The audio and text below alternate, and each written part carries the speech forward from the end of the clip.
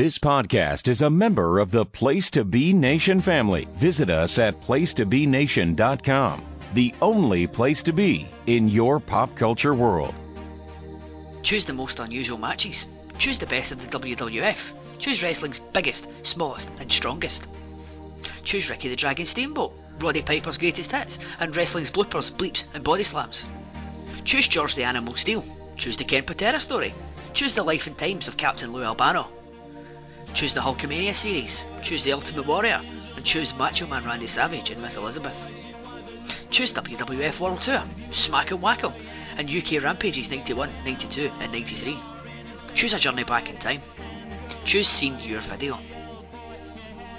It's time for everyone to dust off the VCR and plug it back into the television set as we take a trip into the Coliseum Home Video Vault with your host, Rory McNamara.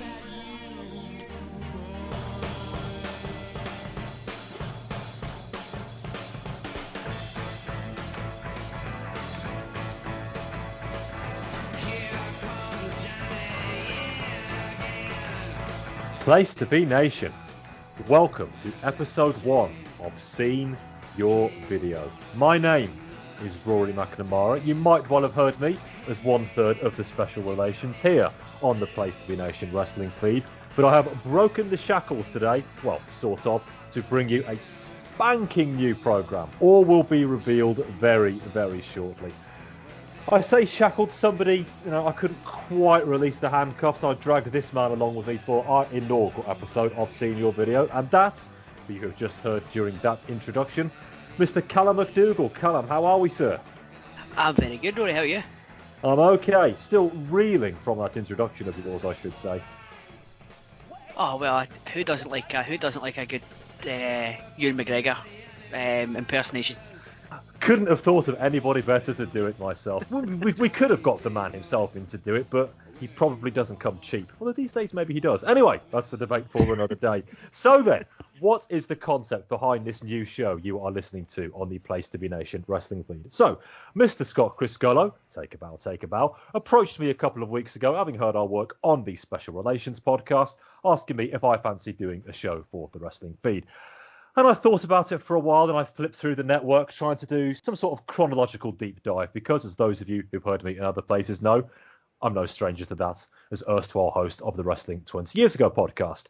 So I flicked through and I thought, maybe some of the World Championship wrestlings from the late 80s, or maybe Smoky Mountain Wrestling from 94.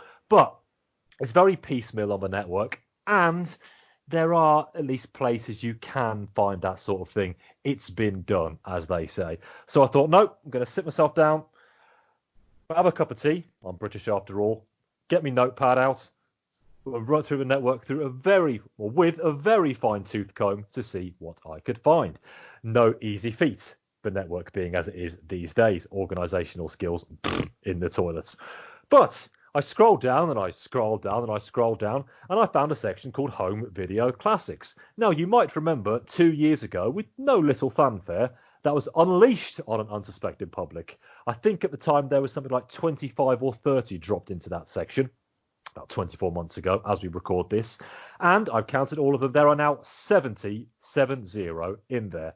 And I flipped through their PTBN archives, as I do, and noticed that other than a few watch-alongs of things like funniest moments, etc., nobody had really paid much attention to these before.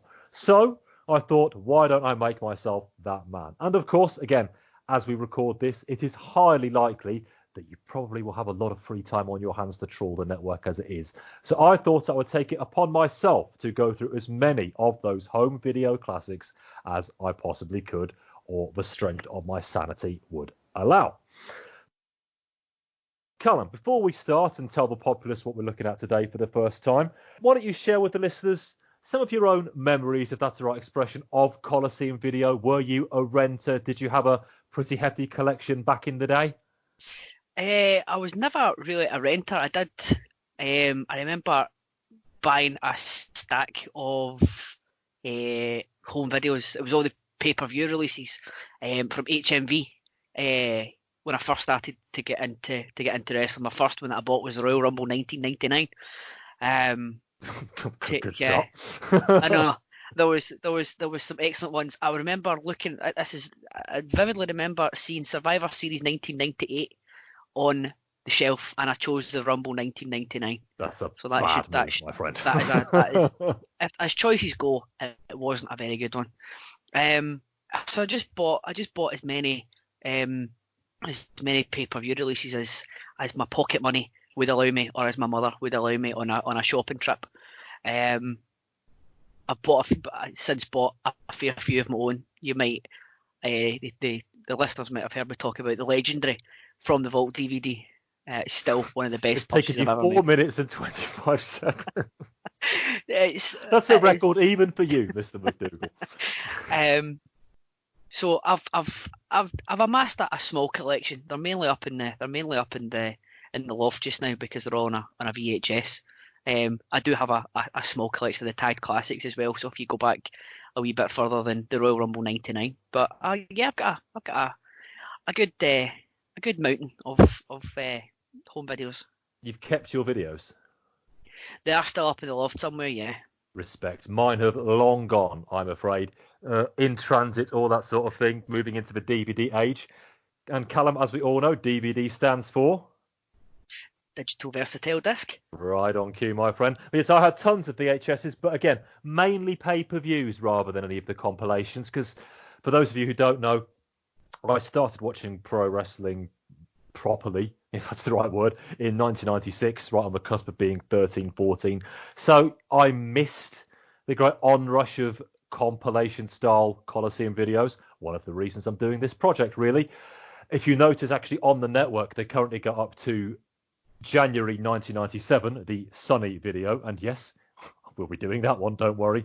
But it really was pay-per-views for me. The first one I ever owned on VHS, In Your House 6. There you go. Is that a better one to own starters than Royal Rumble 99 quality-wise? Probably.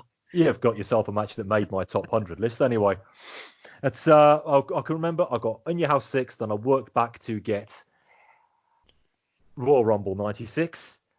And later on that year, I asked for WrestleMania 12 for Christmas, and I got WrestleMania 11. Yes. Oh, dearie me. No, I love my mum and everything, but that took some forgiving, I've got to tell you. Anyway, we're all going to do this by the book, using the network as our resource most of the time. I intend to have a roll call of guests as we go through this particular program, each and every whenever it drops. But as this was the first edition, I decided to choose, much to Calum's chagrin, and indeed mine, the video we were going to do. Calum, even though it was my decision, I can barely even bring myself to say it. So why don't you tell the populace out there what I inflicted upon us for the next hour or so?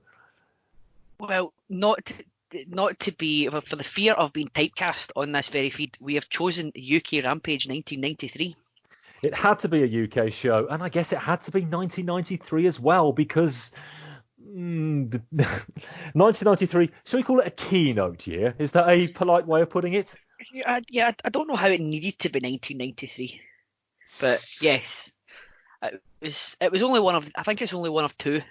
The UK Rampage. I don't know if 1991's on it as well, but I believe 91, 92, and 93 are on the network. I know 92 like the back of my hand, inside out, every which way but loose. Even though I never owned many of these videos from the early 90s, it was passed around a few times. I've seen it tons of times. I'll get to it in the list, of course, but I wanted to test myself out in the early going. A decision I'm already starting to regret. I've watched a couple of the home videos on the network, and you go in a lot of the times with the best of intentions, and it doesn't always work out. So, but it was an interesting watch. Interesting is a word, Calum, and we will see if we can build on that one. So I'm going to go through all of the videos on there. Not going to go through them chronologically. Most people will have a choice, and I will give Calum a choice when he comes back on this show. Sorry, I'll try that again. If Calum comes back on this show, which I am already doubting, very much indeed. So let's get to it, shall we? You can find this one on the WWE Network in the Home Video Classics section, if you are so inclined. UK Rampage 1993. I believe this is the full event, as aired on Sky Sports live on Sunday, April the 11th, 1993, from the Sheffield Arena here in jolly old England. Have you ever visited the Sheffield Arena, Mr. McDougall? I have never. I've never visited the wonderful city of Sheffield. I have run past it before. There you go, everybody. I've never visited it. But Calum, quiz question for you in the first 10 minutes. Do you know what semi-historical event took place in that very arena 12 months before this show? So that would have been... Sorry, what date did you say it was? April 1992. Is it a Chris Eubank boxing match? Is it where he faced Nigel Benn or something? You know, I kind of wish that was the answer now. You're very close, Calum. No, in fact, it was the infamous occasion where the Labour Party held their pre-election rally, where they celebrated their victory in the 1992 election. 4 days before said 1992 election. But I have to say impartially that they lost to the Conservative Party. The famous one where Neil Kinnock took the microphone and proclaimed, "We're all right. We're all right." There's footage out there if you want to see it, but it's not for the faint of heart, trust me. It's one of these ones that they lost. They came second in a one-horse race that year. The unlosable election. There we go. Mm-hmm. And before this one turns into greetings from Allentown UK edition too much, let's just press on, shall we? So, what we're going to do on this show, I'm going to take you through every single match, and I mean every single one, in its entirety. All the interview segments, and when the VHS video allows, all the fun stuff as well. But this one is pretty much a straightforward event, interview match. And I don't believe, other than a couple of covering for commercial breaks, they've changed anything from the original broadcast here. Do you remember where you were on April the 11th, 1993, Calum? The babe in arms that you were at the time? Not even a year old, so probably crawling about the front room somewhere, either my house or my grandparents' house. I was but a boy. I can remember exactly where I was on this day. I was in Butlins in Bognor. If you are listening to this on the other side of the pond and you don't know what Butlins is, it's low rent holiday camp, a fair description, Calum? Possibly. Is it still going, Butlins? Yeah, I think it is. Yeah, because if you ever keep on a wrestling tangent or a wrestling theme, you'll find a lot of guys will swear by wrestling at Butlins, because All Star Wrestling, I think, still do is it James Dixon you call the guy? He still does his tours, and guys like Finn Balor. Yes. Yeah, so guys like Finn Balor and future, possibly by the time you hear this, current WWE champion Drew McIntyre have all done the Butlins tour. Another one, nice and quickly there, Calum. Yes. You can delete it. Do you want me to redo that so you can delete it so it doesn't date the show far too much? I've got to keep it in now, just from possible blackmail purposes. Butlins, now you mentioned it, during the UK tours, I now have this rather horrible image of Todd Grisham telling me that WWE will be touring Minehead on their WrestleMania Revenge tour for many years in the mid-2000s. Yeah, it's all come back to me now. I wish I never brought it up. Todd Grisham knows where Minehead is, and I have no idea. So, yeah, Todd Grisham won, me now. I like to think you're going to come back into that one. Don't let it shop against you. He's going to park the bus now. I think it's time to get started, don't you? On UK Rampage 1993. Yeah, let's go for it.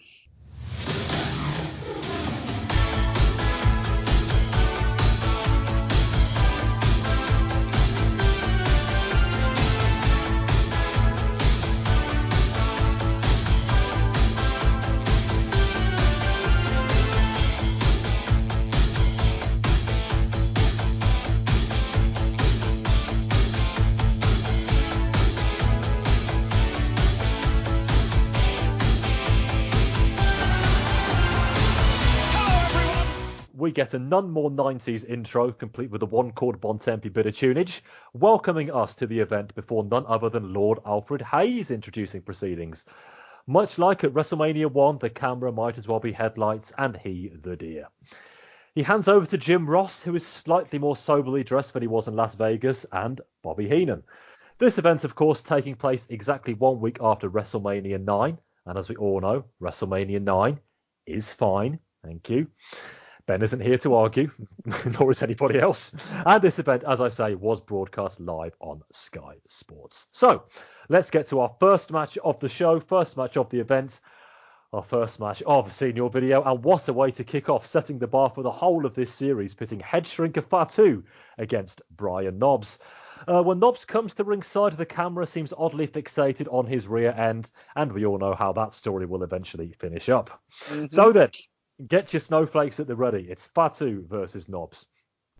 Heenan gets one in early by stating that the head shrinkers had fought together in the trees. Ugh. And then the air horns have found their way into the arena. Very much a UK staple in the 90s. I'm pleased to say they are largely a thing of the past over here now. Bobby breaks out a limeys, and JR, ever the bastion of tolerance, accuses him of disrespect. Knobbs then suggests Fatu kiss his ass, all in good time, and finally we are underway. Punches by Fatu, but then Knobbs is able to backdrop him out, using up 50% of his offense in the first knockings. Fatu offers a test of strength, as JR tells us Sheffield Wednesday's got a good soccer team. Incredibly, more on that later. Brian says no to the test of strength and just mows him down. We reset again, more often than me, playing Toe Jam and Earl, and Big Bri hooks on a headlock, and then some head smash thing. He gets distracted by Arthur though, then Fatu hits a sidekick. Here's Heenan. He's going to be eating Yorkshire puddings through a straw. Not bad. Clothesline by Fatu, then he rakes the eyes for a while. You know what? I miss when heels do that. He sets up for a pile driver, but Knobbs backdrops out of it and falls over. Weak brawling until Brian then gets shit canned to the outside and then nailed by Arthur. Fatu is then able to attack him from behind and slam him to the floor.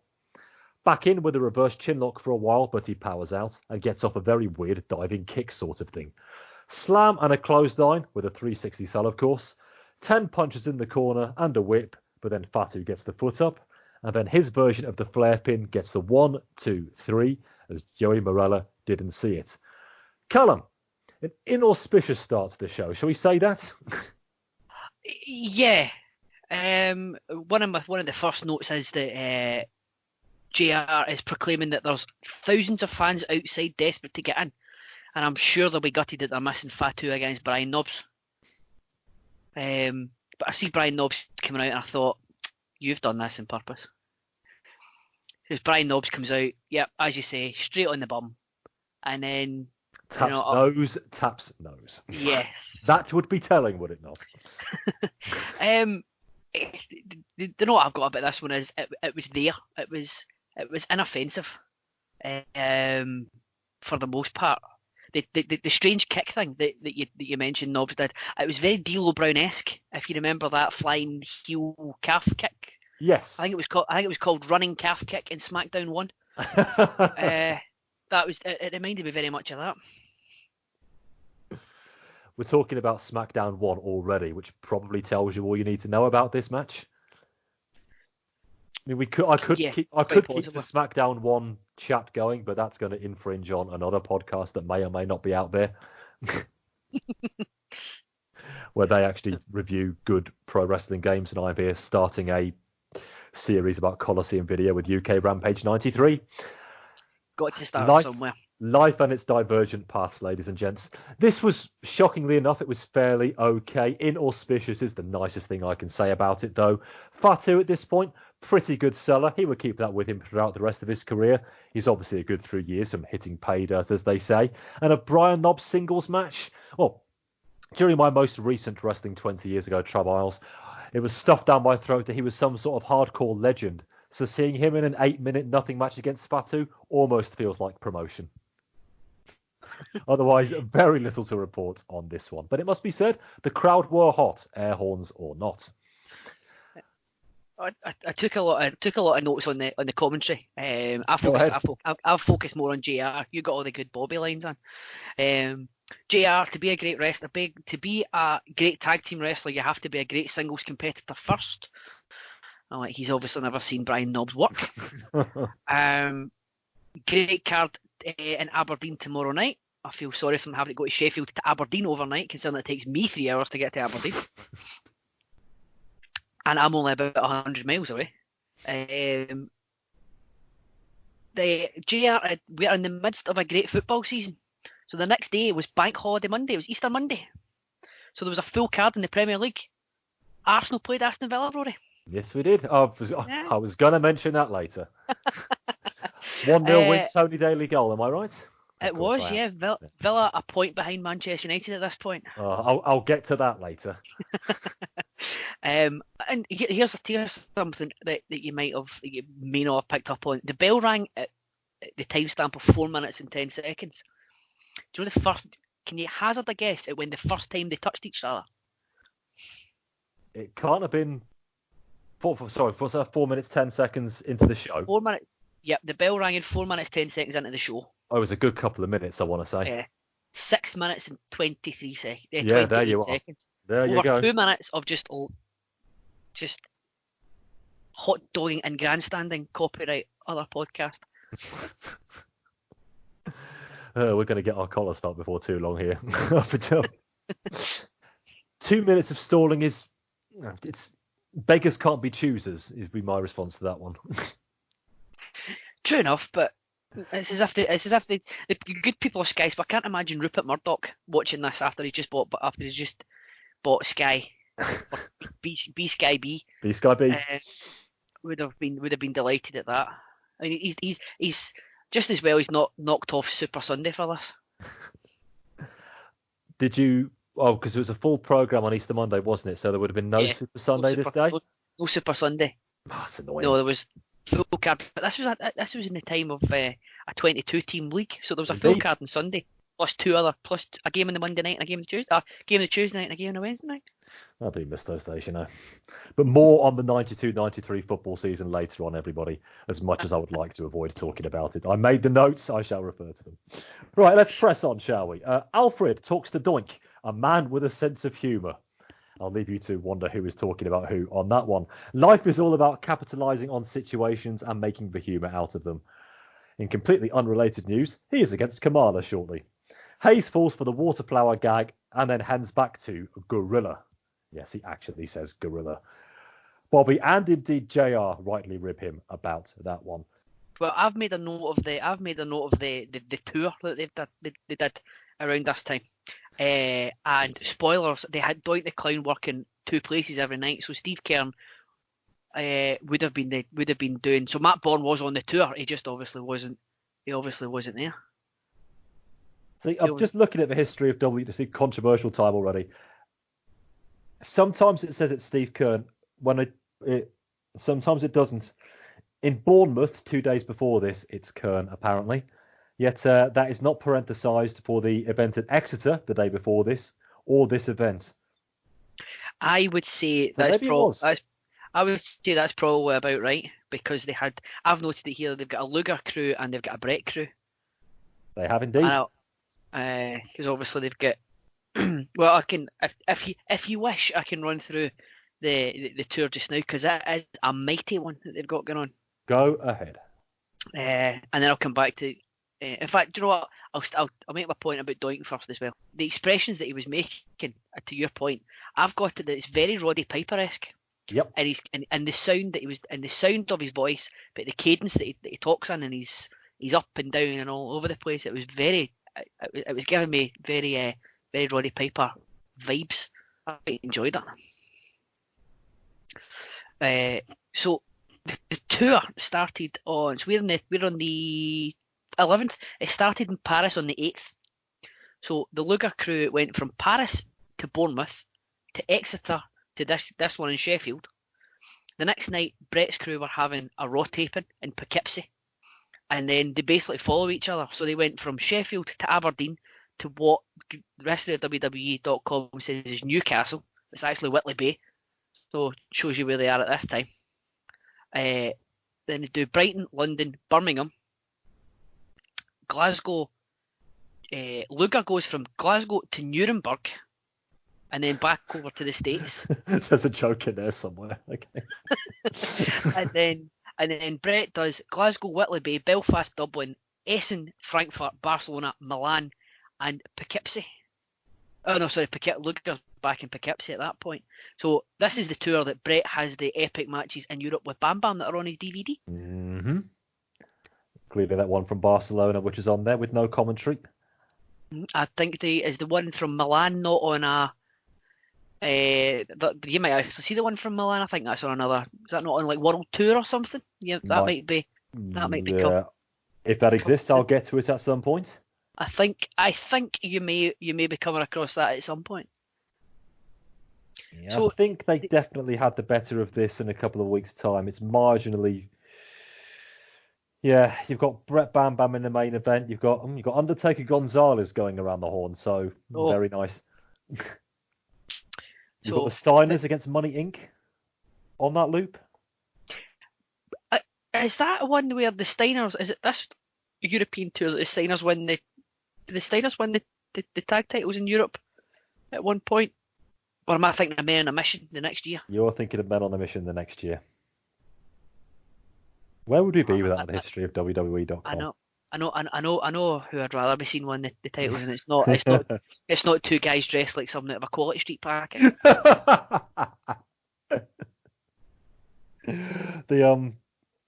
What's the purple one? Hazelnut caramel. I'll take your word. I'll take your word for it. They're the best ones.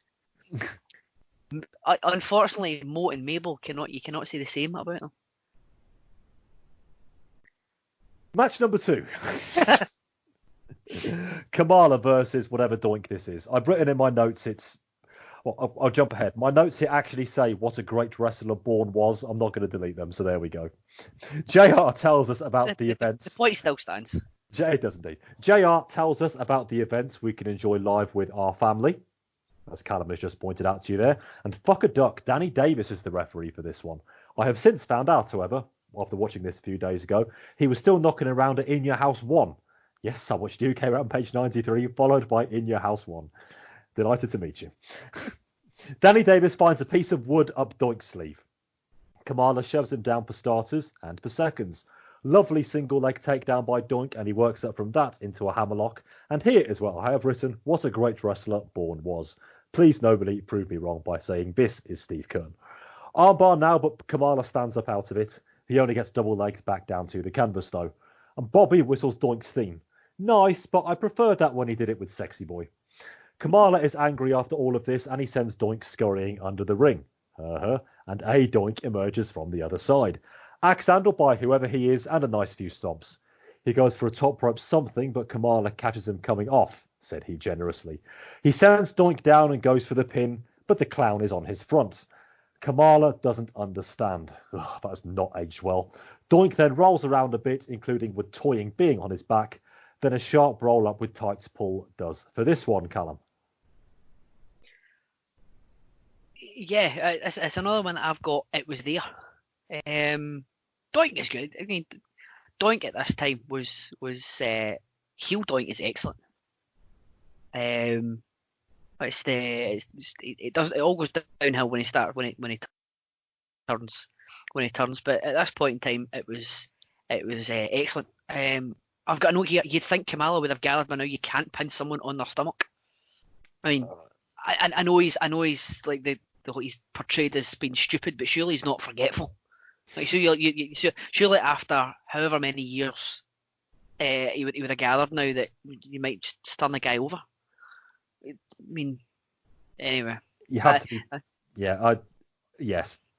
With 27 years distance, what they're going for there is a little uncomfortable. But even 1993, people will be going like, "Come on, yeah. How many times have you done this? Like, you do it every week on Raw. Surely you must realise that you like."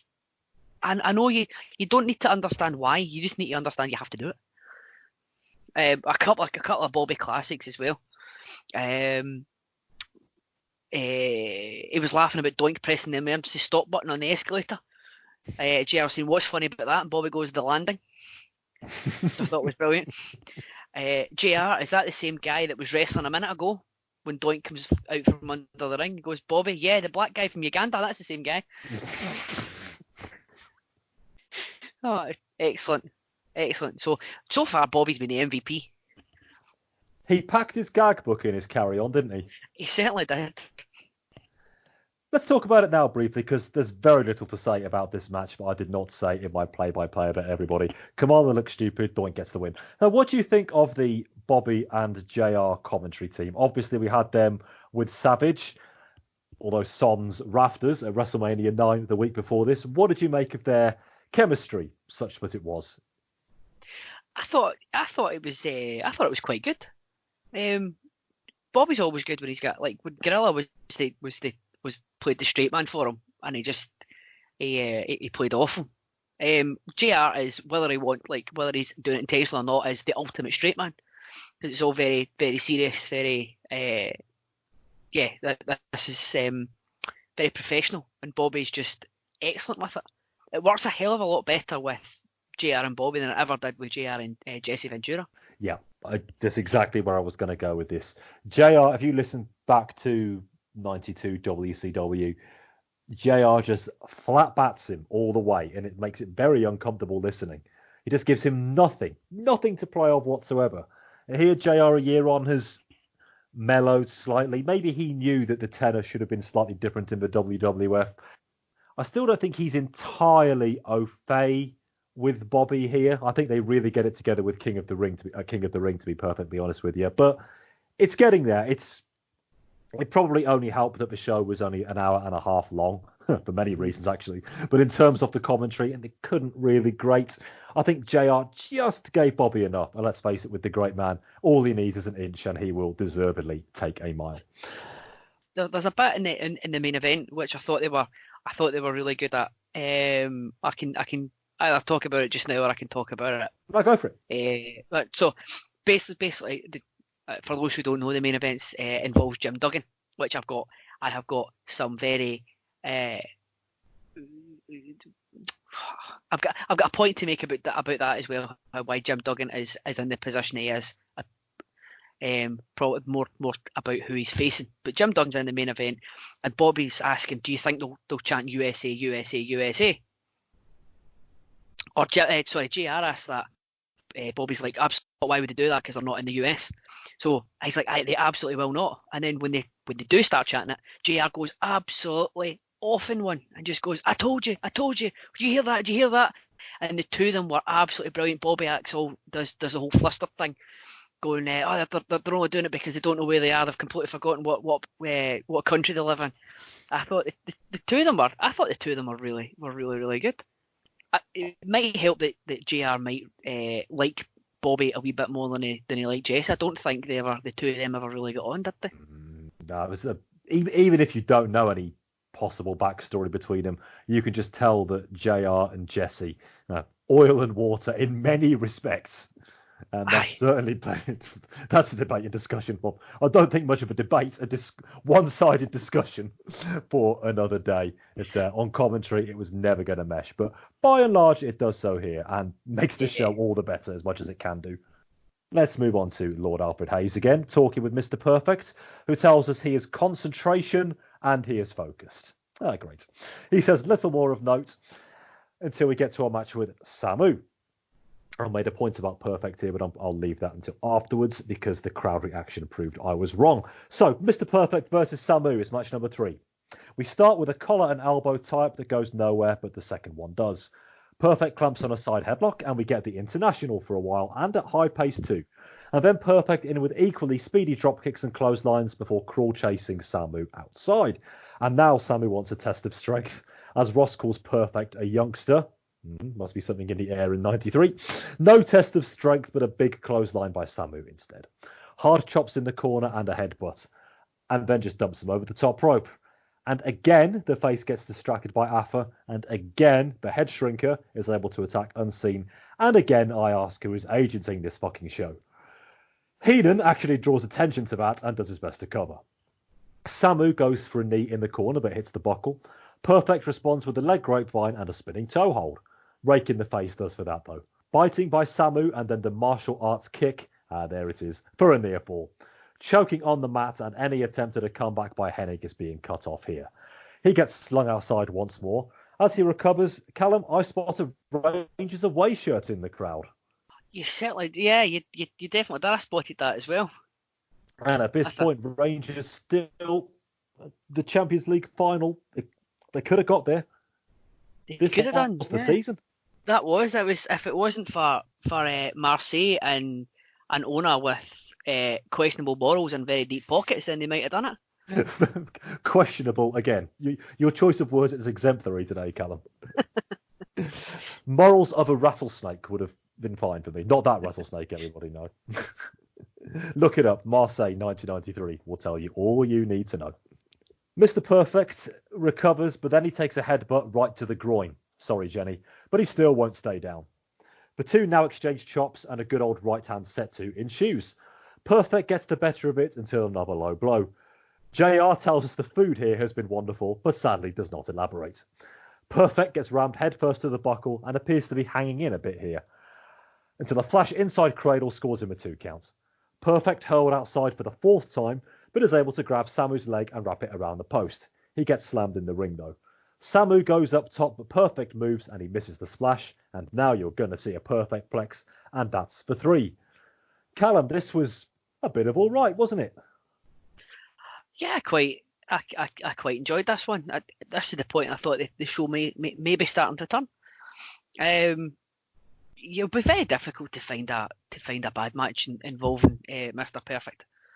One thing I thought for a tag team specialist, Samu might have had a wee bit too much of the match, but I'm not going to complain because it was I'm not going to complain at all because it was good. It was decent.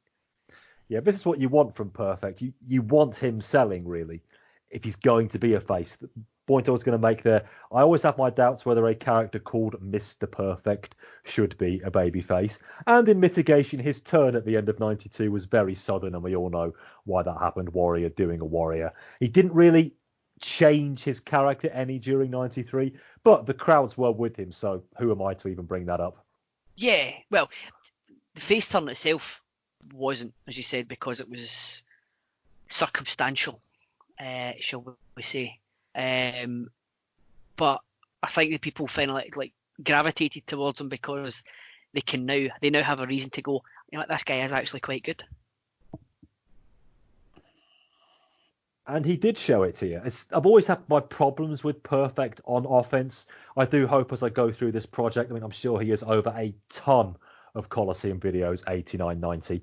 I'm looking forward to checking those out, see if I can amend some of my opinions, because I think his defensive work is far better than his offensive work, but we shall see. And of course, he'll be working heel through all of those. But Samu really impressed me here, actually. His offense was fairly wide-ranging for supposedly a limited tag team guy. I hope we could have seen him in singles a bit more often than we did, but say la vie. Longest match of the night, and we will probably be mentioning this one again when we wrap up in a while.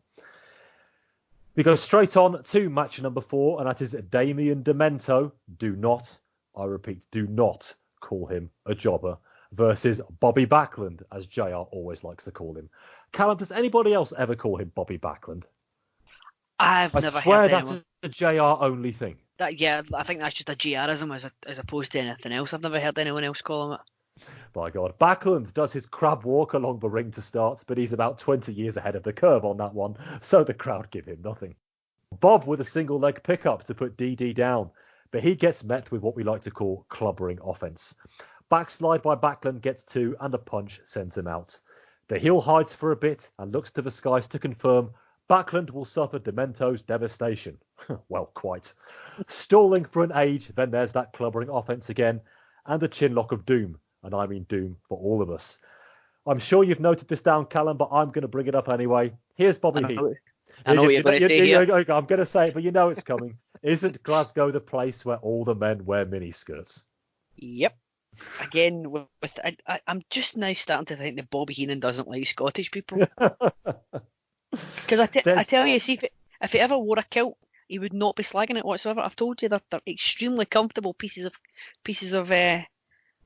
outerwear. Do you think Bobby Heenan doth protest too much?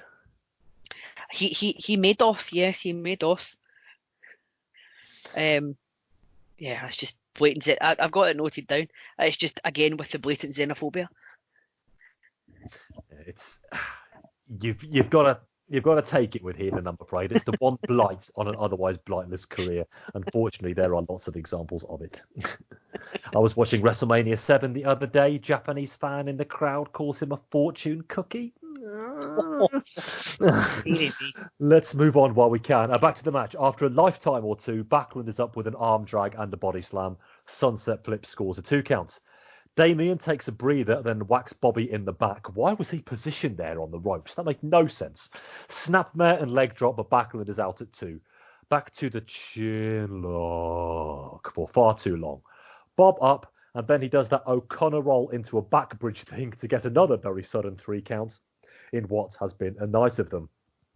Sadly, Calum, this one was there. I wish it had been somewhere else.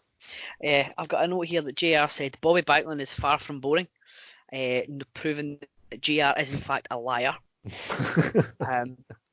The match was being performed to crickets, which is ironic because I've heard a better atmosphere at a test match. Hey. There we go.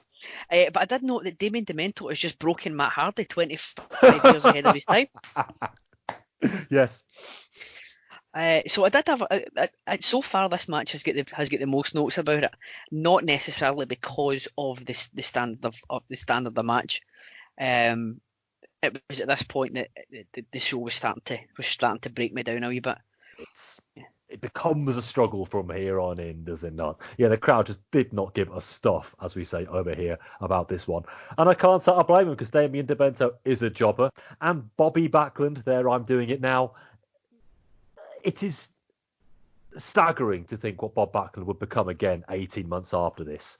When you see him here just reprising the 1978 Howdy Doody act, right down to his straight out of the gym offense. It's to his credit that they were able to do with him what they did. Watching this now in Sheffield, if you were the guy in the Rangers shirt watching this, would you have thought 18 months from now that Bob Backlund would be heel world champion? And a fucking great heel world champion at that.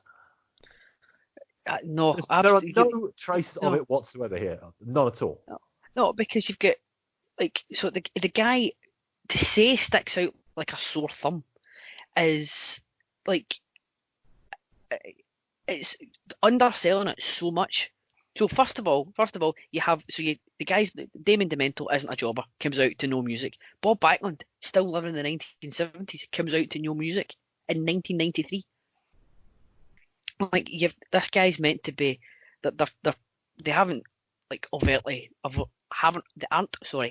saying it as much as they would in years to come. But this is meant to be the start of the new generation, and you've got Bob Backlund in there who's 45 years of age, pushing him as this new grand return, and he's still wrestling as if it's 1973. If you watch some of the Raws from early 1993 in the Manhattan Center, you will see about 6 or 7 rows back a fan who is always there wearing a Bob Backlund shirt. Yes, such a thing existed, going mad for Bobby whenever he was in the ring. So, you know, I remember seeing him. It takes all kinds. It is. I mean, it is. What was it they say?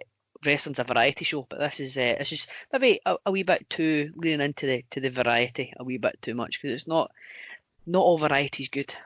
Do we call this one the veritable clash of styles? I think we do.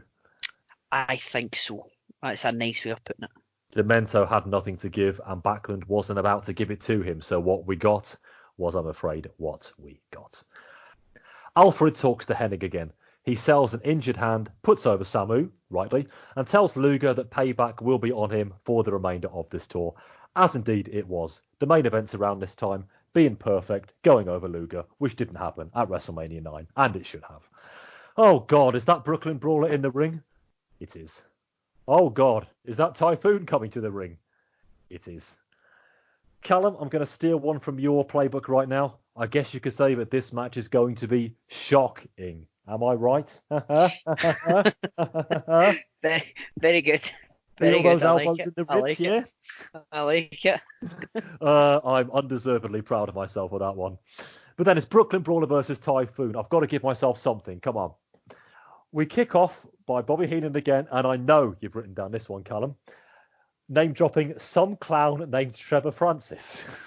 It's safe to say I popped for that one. So everybody, in the very likely event you're listening to this and you don't know who Trevor Francis is the manager, or the coach, as JR calls him, of the aforementioned Sheffield Wednesday Football Club.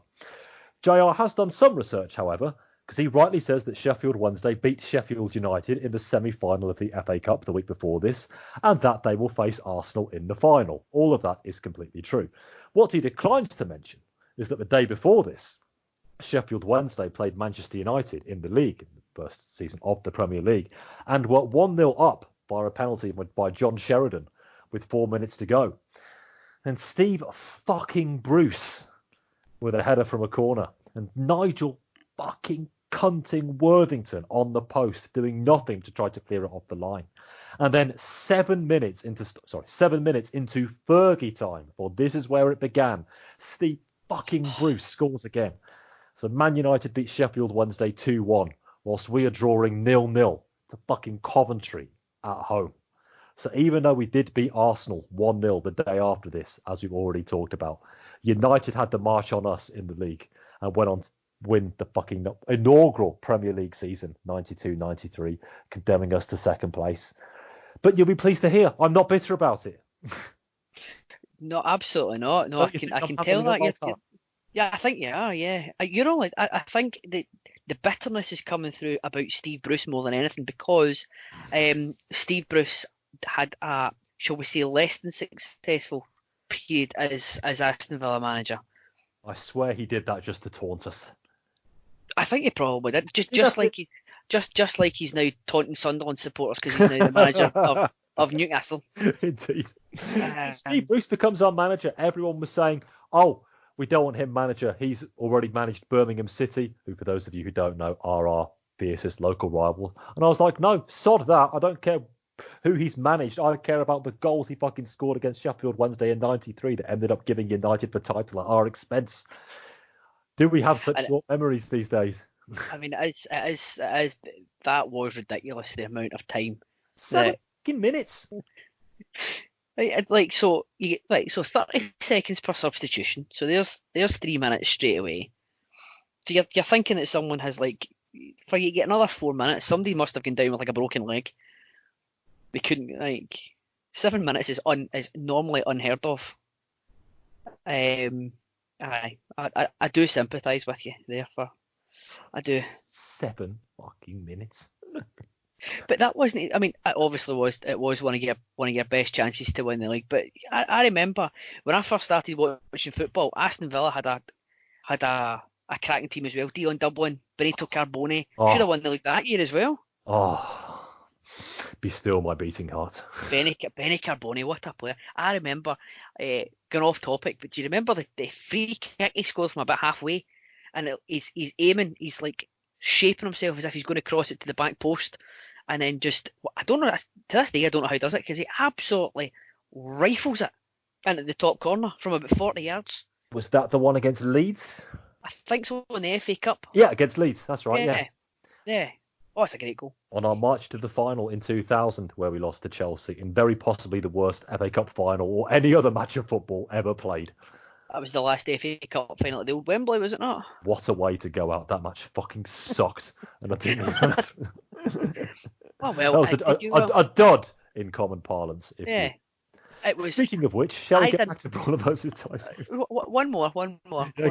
I just wanted to point out that may have been a really bad match, but I thoroughly enjoyed the actual last game at the old Wembley.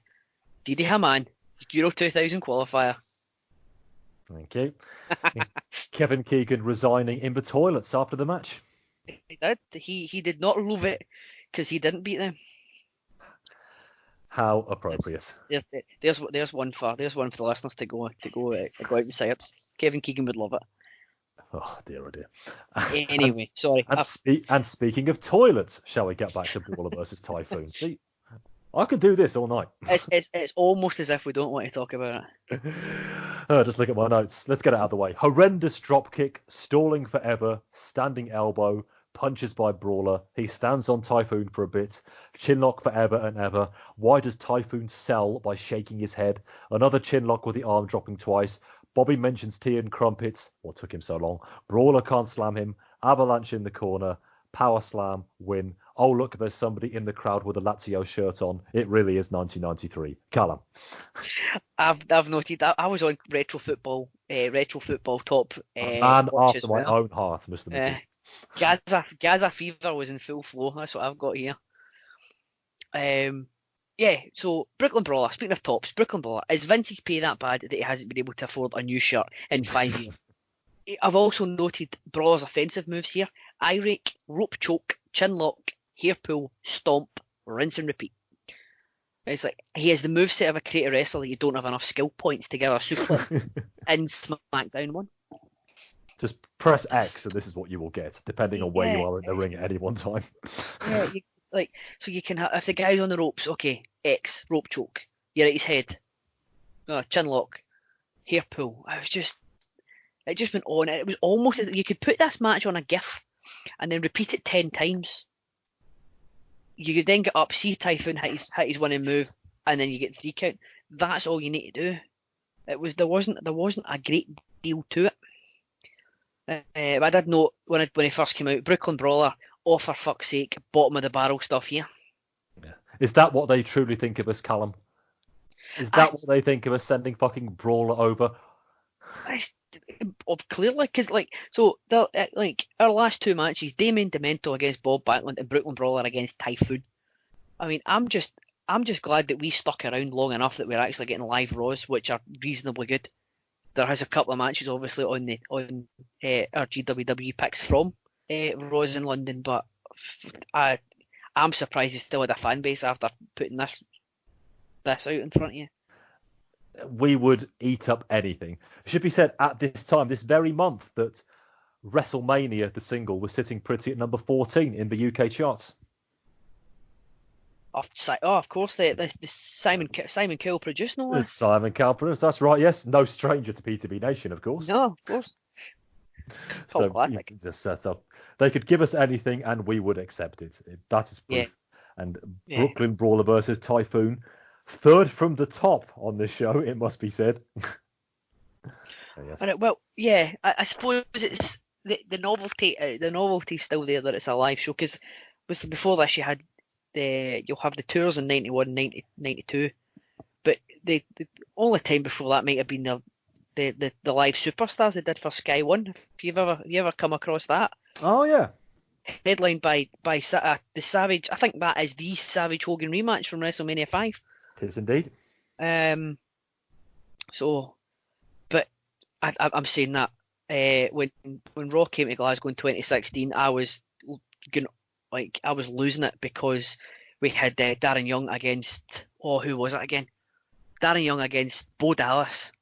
Sweet Jesus. And that wasn't even good enough to get to the main event, but it was just surreal seeing the whole Raw stage, and you were going to get to see an actual Raw TV show. So I can understand the reactions to.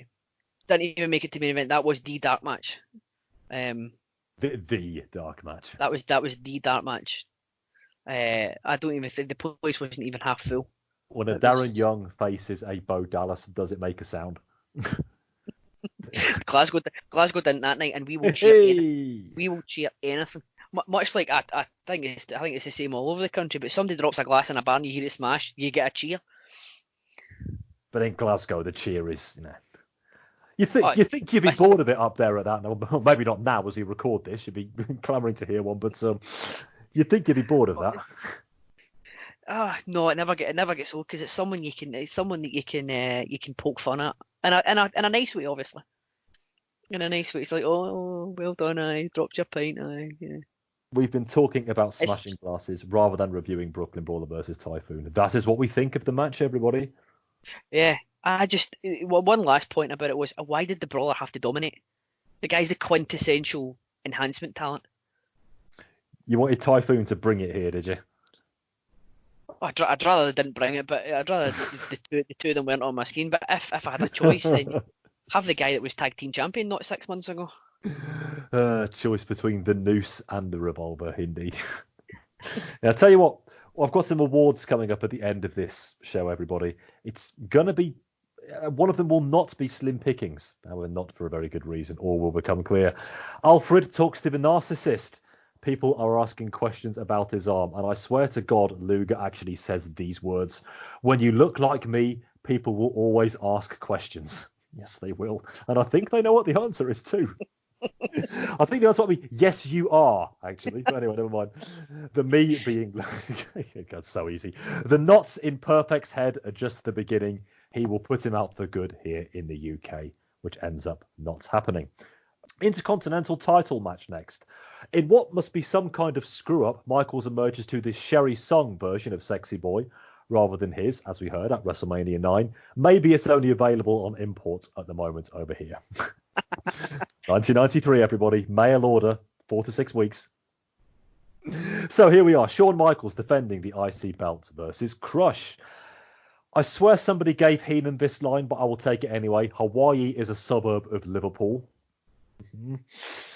Okay. Michaels does what he always does at this time and informs the ref about an early hair pull. Slam attempt does nothing and Shawn gets thrown down again.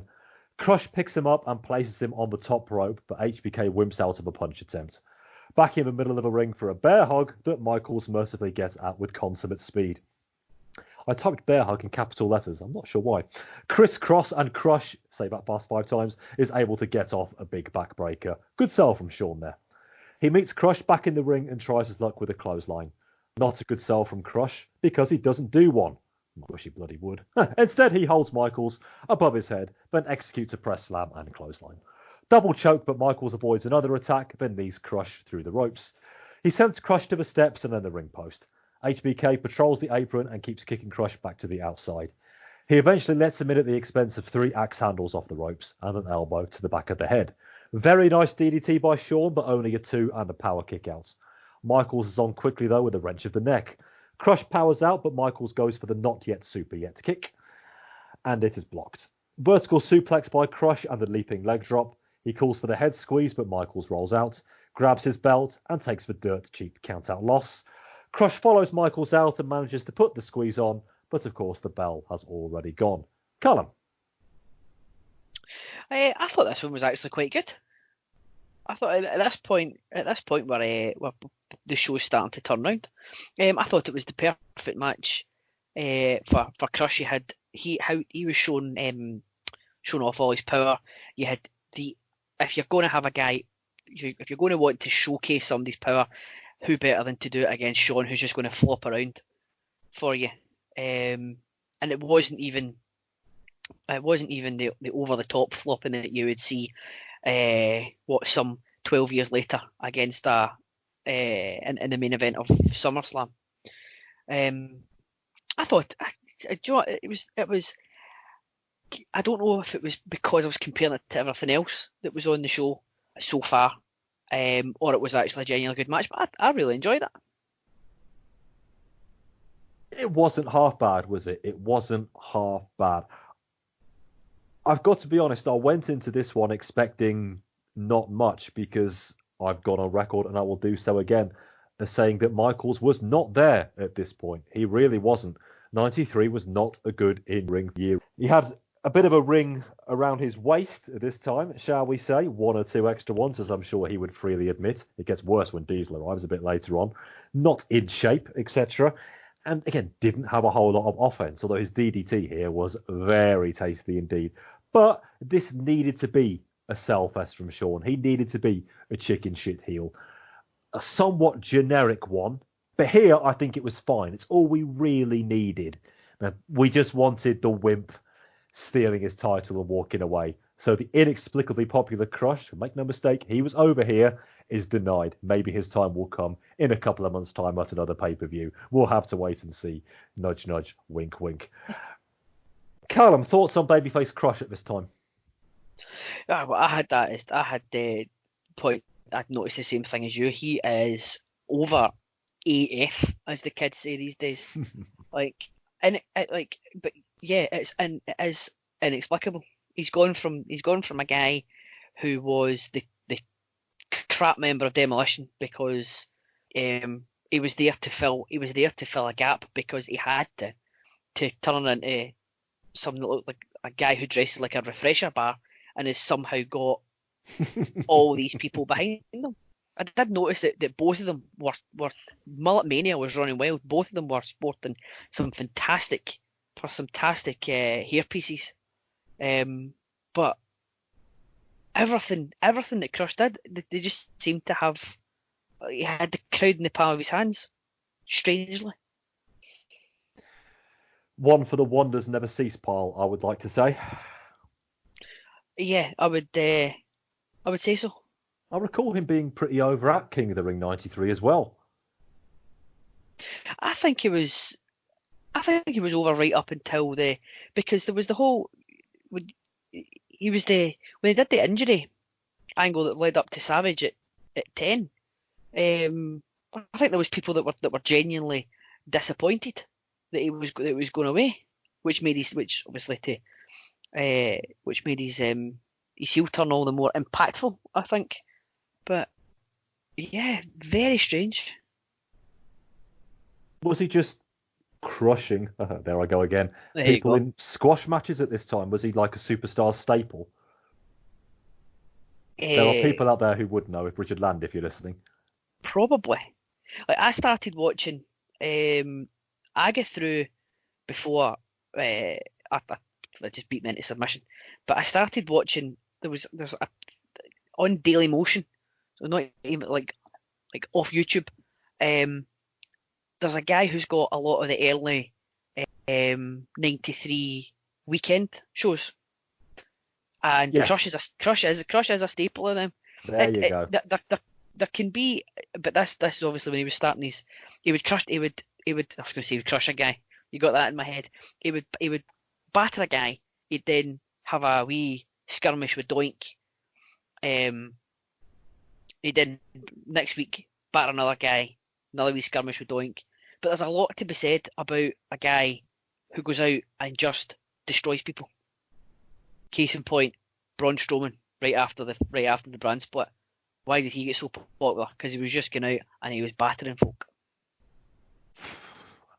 How did that turn out? Where did as the room service once said to George Best, where did it all go wrong? And there's another train spotting. That's a Train Spotting 2 reference for you. Just wait till we actually talk about Scotland versus the Netherlands from the 1978 World Cup. I've not felt that good. There we go. Don't use it up, Calum. I've got to have you back on for that one, or we'll do it in special relations. Okay, keep that one in reserve. And for more reasons than one. Hey, oh my goodness me, what are we doing, everybody? Okay, this is a family show, just like Special Relations family show. This yeah, just exactly like it. Yeah. I should say it's before the watershed as we record this, at least. Which is why I've not said the S word quite yet. But we've got another 9 minutes. I think I have dropped an F bomb here or there, but nevertheless. You also dropped a C bomb, which was extremely shocking. With who would have butter wouldn't melt, Mr. McNamara. Full of surprises, me kiddo. Anyway, Bobby is in the ring and he introduces Yokozuna with Mr. Fuji. Sign in the crowd. Who can squash Yokozuna? Go to bed early last week, did you? This interview, I'm afraid to say, is a bit of a disaster. He talks about there being no contract. He talks about Yoko versus Duggan on the loop. He mentions Hogan, then he double backs on it. I thought Heenan was all over the shop here, to be perfectly honest with you. And this was a poor interview, I'm sad to say. I don't even think we really needed it. It does become fairly important because Yoko needed to be out here for the main events. And, you want to get Yoko out here early. Times are wasting and all that. But not the best way of doing it. No, and I've got a point about Yoko's involvement in my notes for the main event. But the guy's travelled. My point, my note for the interview is the guy's travelled 4,000 miles. So I know he was only champion for 3 minutes, but you can have Mr. Fuji come out and saying he's a former WWE champion and all the stuff that they did, but then have him come out and if you need to put the Brooklyn Brawler on the show, have him sit in the bat the Brooklyn Brawler for a couple of minutes and have him sit on him at the end like he did when he first came in. Yeah, I think this was a waste of him, if I'm going to be very honest. Just put Yoko in a quick match. Just the time to do it. Yeah, I mean, Start the rebuilding process now. Why not?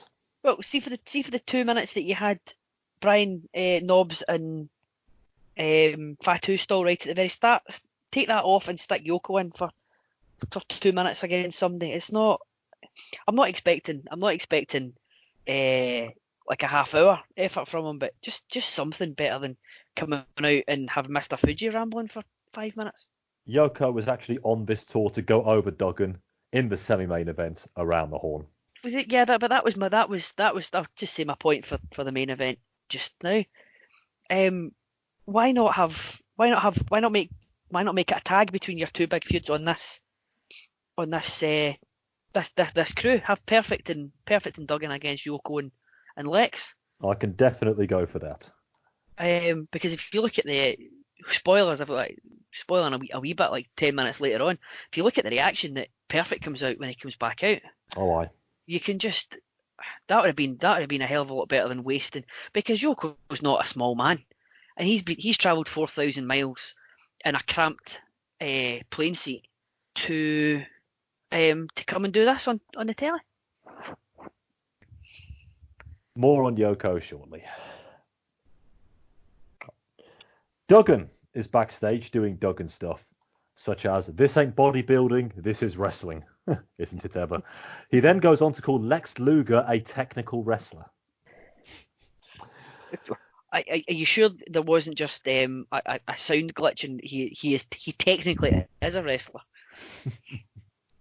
That would imply a bit of savvy on Jim Duggan's part, and again, without wanting to be too unkind in my debut show. Oh, you get the picture. So then, our and your, everybody, as main event, Sheffield's main event, Sky Sports main event, the narcissist Lex Luger versus Hacksaw Jim Duggan. Oh, doesn't it just roll off the tongue? Yokozuna is indeed still at ringside for this one with Mr. Fuji. Hacksaw gets the USA chance going, as we alluded to earlier. Tie up, and I'm still not sure about this technical wrestler business, you know. Duggan with some charges, and one of them puts Lex to the outside. More leading of USA chance, and a ho! Duggan offers Lex his chin. That took some doing, but he is able to block the shot and inflict some punches of his own. He sets early off the ropes though, and the narcissist kicks him down. Grinding on the ropes as Yoko looks on. Snapmare by Lex, and we've got one more chinlock for the road, eh? The fucking chinlocks on this show. There's another F-bomb, still 4 minutes to go. Irish whip by Duggan, but he eats boot. Elbow by Lex and a cover for two. Duggan gets out of a final chinlock. Please let it be the final chinlock. But he gets kneed back down, and oh bollocks, it's another chinlock. He's up though, and more lefts and rights, and 5 of the 10 punches. They both collide on a shoulder block, and Duggan falls outside. And with the ref distracted, Yoko squishes him with the banzai drop. Bionic forearm gets 1, 2, and Perfect in to break up the count. And yes, Perfect really is a babyface, judging by this reaction. He shows a fair bit of fire, but Yoko is now in to help out. He tries the banzai, but this time he misses. Duggan and the 2x4 come in as the place really is going wild here now, and the heels are finally seen off as we fade to black. Calum, match wasn't much, but the ending completely made up for it. There you go. I would say so, yeah. I think you know what I've got here is I think it's better than it maybe should have been. It wasn't any great shakes, but you know what Luger's like. You can get him on a good day, or you can get him on a day where he just really, really can't be arsed. Today was one of the ones that he was maybe somewhere in the middle. I didn't think it was. It was another one of these that's inoffensive. It wasn't that bad, but if you look at the reaction, as you said, when Perfect comes out, why didn't they just? You could have gone with a tag, and we could have got a really, maybe not really, really good in ring, but with the guys involved, you could have got something that's good in the for a main event. Only reason I'd say they might not want to do a tag here, because even though we're only in the UK and it doesn't really matter, it's not particularly canonical, they probably didn't want to pin either one of Luger and Yoko at this point. No, but then would it really matter? If you do, you could still do the schmoz at the end and have the baby faces standing tall then, couldn't you? I don't think anybody would have minded that much. I mean, that was probably their thinking as to why they didn't do it, but quite possibly, yeah. Lost too much sleep over it. Yeah. Because you don't want to pin Luger or Yoko. Duggan never gets pinned, and Perfect is. People have just seen Perfect get beat at at WrestleMania the week before. So you're probably right. There probably was a bit of creative booking. But Duggan was like ridiculously popular as well. Like, so I've got noted here. There's some questions in life that can't be answered. What is the meaning of life? Why do Spurs fans think they're a big club when they haven't won anything since Jesus was a boy? And why is Jim Duggan so goddamn popular? There are many people affiliated with this runner podcast, Mr. McDougall, who would ask at least the final question. I will add myself to somebody who asked the second one. The first one is probably one for the great debate, maybe. But I doubt even they would broach that one. But numbers 2 and 3, I am with you. But this was steady, let's call this match. They kept it very, very simple. And the stalling we had in here was probably required. It did help build the crowd a bit, really ate into the crowd in the right way. So they were waiting for something to really cheer other than the USA chants, which they did indeed enjoy doing, make no mistake. But I think they were just waiting for Perfect to come in here, and they got their wish, and it paid off because that pop was huge when Perfect came in. Make no mistake, it was massive. Pop of the night, easy peasy. I mean, the guy was fucking over. You could have, it was never going to happen, but it's world title overness here. Whether Sheffield is necessarily the barometer for that or not, I don't know. Yes, I do. It isn't. But even so, we can only deal with what was happening on this night. And he was flaming over. Like, yeah, this match was okay. It all existed for the finish. But at an event like this, that's what it's all about. See your baby faces standing tall. I must say, it did fade out a bit quickly towards the end. I'm not sure if it does that on the accompanying Coliseum video that I assume this was sourced from. Maybe that was just Big Rupert giving them the old... that tractor pulling isn't going to show itself on a Sunday night on Sky Sports in April 1993. Not at all, no. Probably still have Jeff Stelling doing it. Okay.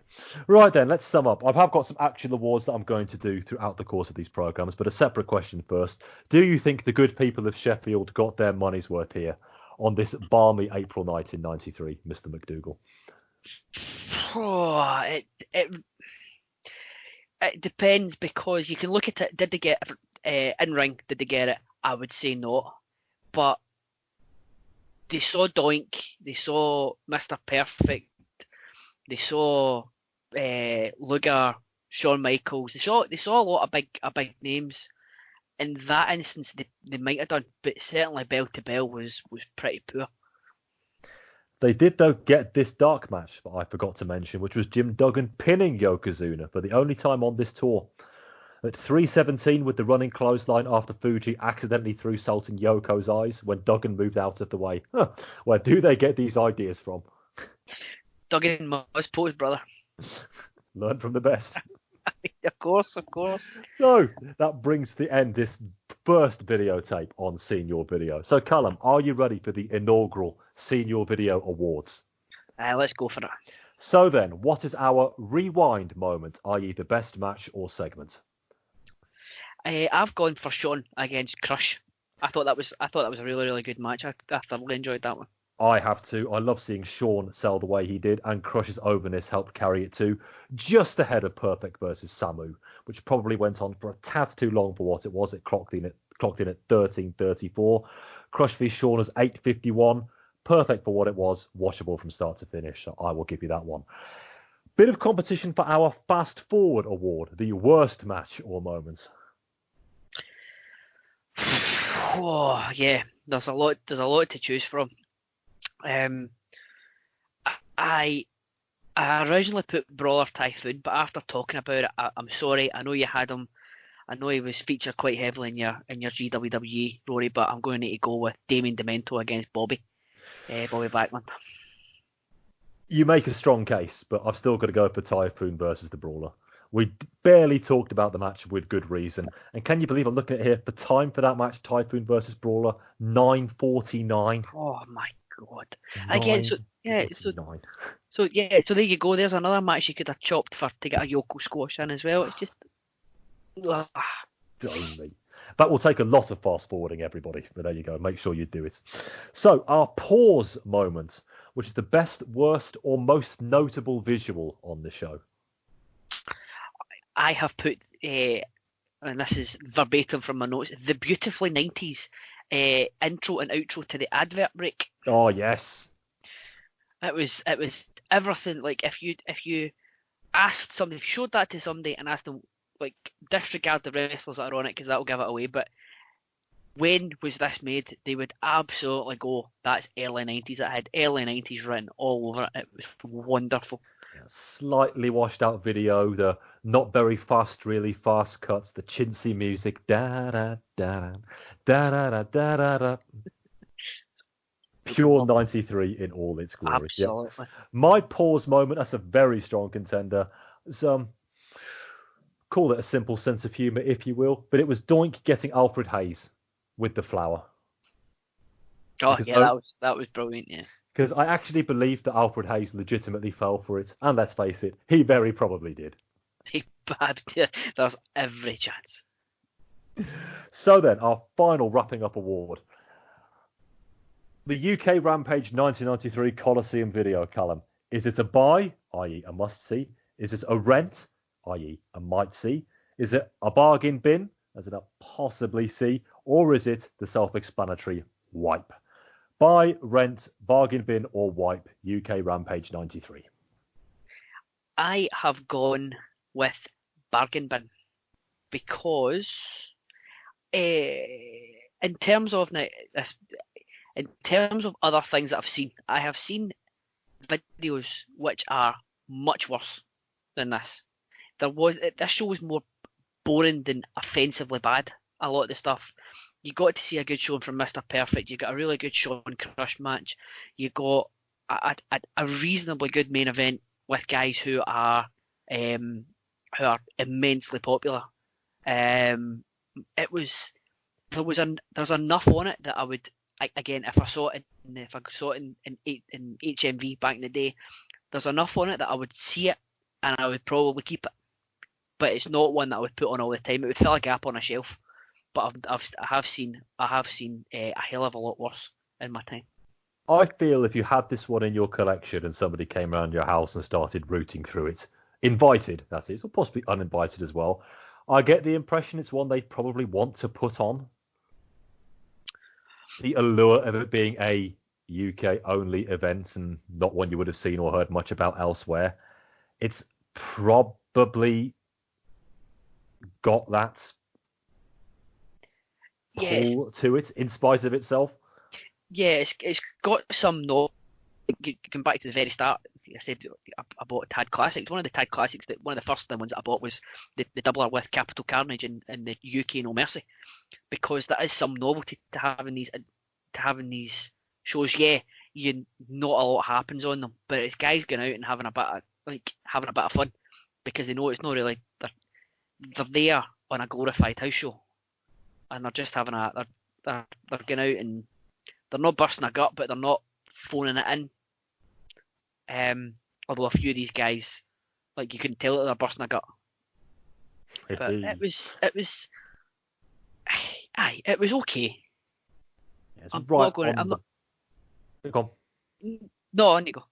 It's right on the bargain bin wipe cusp for me. Because it's my first show and because it's taking place in this country and it's good old 1993, I'm just going to put it in the bargain bin category, but it's marginal. I would not rush to scroll all the way down the network to find this one in the home video classics, but if you want to watch along with us, and at least don't say we didn't warn you, yes, a bargain bin / wipe to kick us off on the first edition of Seen Your Video. Which brings us to the end rather neatly. Calum, thank you very much for joining me on my debut episode of this show. Oh, thank you very much for having me. It was fun to talk about it. It was more fun to talk about it than it was to watch it. That's kind of why I chose it. But I do endeavour to have you back on one of these shows again in a few editions' time, where you get to choose from the pantheon of shows there on the network. So start thinking now. I will do. I'll be back on as much or as little as you'll have me. I'll make a note of that one. Calum, where can people find you, get in contact, all that sort of thing? Well, you can find me if you like listening to again my Ewan McGregor, Francis Begbie impression.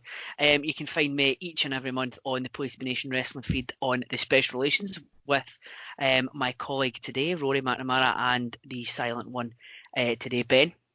Silent because he's not here. He's hard at work keeping the country going, so I just wanted also want to say thanks very much to Ben for doing he's been working his socks off, keep the country going. So big ups to you, Ben. Well done, mate. You'll find me on the Special Relations. I have got access to the Special Relations Twitter feed at PTBN Special Rail 1. Correct me if I'm wrong, Rory. So you'll get me on there as well if one of my two colleagues doesn't get you first. You can get me personally at Calum 7 McDougall on the Twitter as well.